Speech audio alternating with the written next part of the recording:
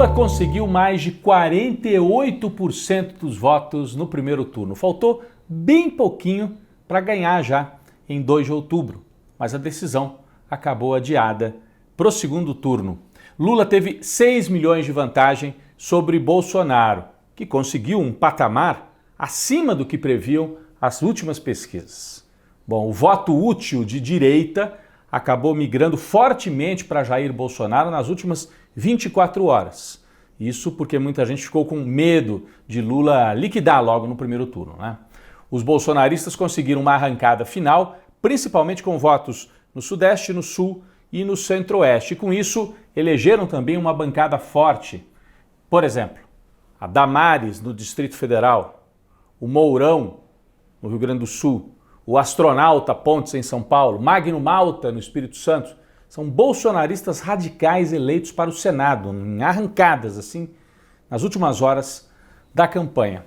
O balanço da eleição mostra a força de uma direita mais bolsonarizada. Militares, radicais de direita, extremistas de todo tipo.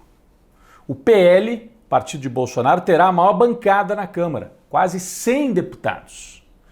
O PP e os republicanos recuaram um pouco em número de parlamentares. Significa que o bolsonarismo mais radical sugou outros setores da direita. O Centrão, do Arthur Lira, que está no PP, os evangélicos da Igreja Universal, que estão no Republicanos, diminuíram um pouco a bancada e ela acabou aumentando no PL.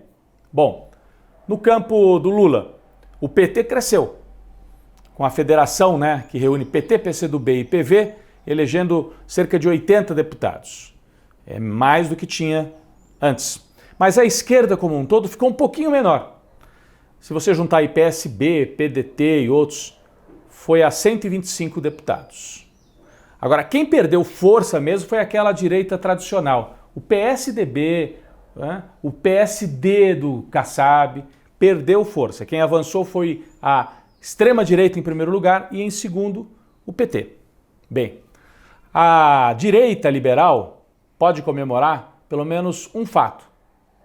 Simone Tebet, ela acabou ocupando esse espaço de liderança num campo político que antes era liderado pelo PSDB. Simone Tebet ficou em terceiro lugar, acima do Ciro, com 5 milhões de votos. E ela, logo depois da eleição, já declarou apoio a Lula.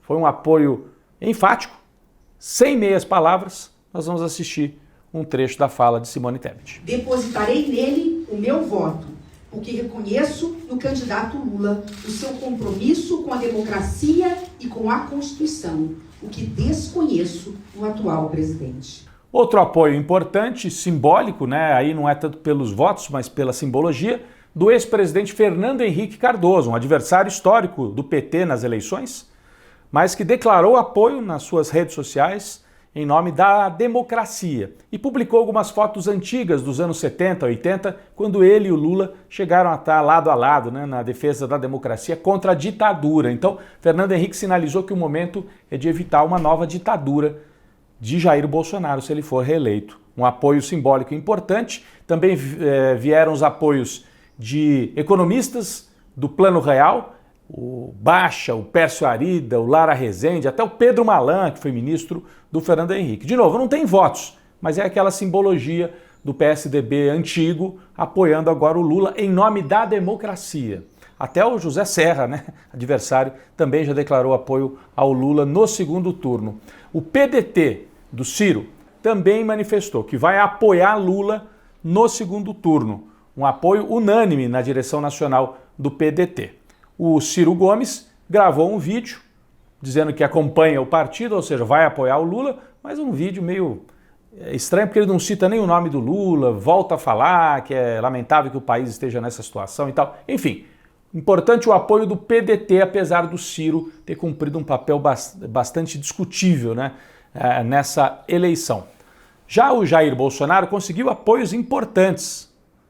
Além das vitórias no Sudeste, ele elegeu, por exemplo, o governador do Rio, Cláudio Castro, bolsonarista, no primeiro turno, e agora o Castro está liberado para apoiar o Bolsonaro, mas em Minas, o Zema, que oficialmente estava neutro, foi reeleito governador e já manifestou que vai trabalhar pelo Bolsonaro. Em São Paulo, o Tarcísio bolsonarista foi ao segundo turno.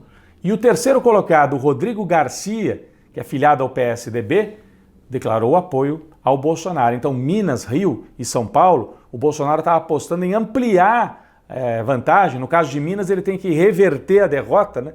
Mas ele quer conquistar mais votos no Sudeste para compensar a derrota que ele vai ter certamente no Nordeste. As primeiras pesquisas do segundo turno mostram Lula na frente. Variam aí de 8 a 10 pontos nos votos válidos. Bom, isso depende de pesquisa para pesquisa e a gente relembra que há uma certa desconfiança porque no primeiro turno as pesquisas acertaram Lula, né, deram ali que ele estava próximo de 50%, mas erraram Bolsonaro.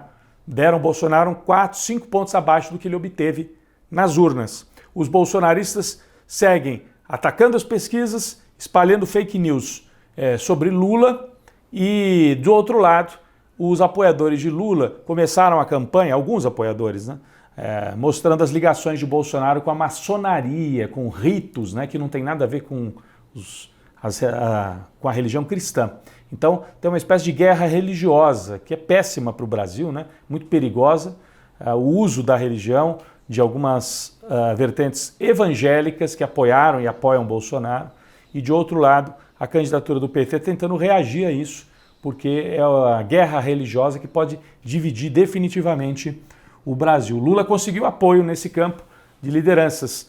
Por exemplo, o ex-bispo da Igreja Universal de Edir Macedo, o Romualdo Panceira, que vai apoiar o Lula. Então é um evangélico importante que está dando apoio ao Lula e também ele vai buscar apoio de evangélicos na Baixada Fluminense, no estado do Rio de Janeiro. Bom, se não precisasse de mais nada, esta espécie de guerra religiosa no início do segundo turno mostra que a democracia brasileira está muito ameaçada. Nós estamos vivendo nos escombros, né, da nossa democracia, que precisa ser defendida, reconstruída, e isso vai depender desta campanha e do resultado das eleições no próximo dia 30 de outubro.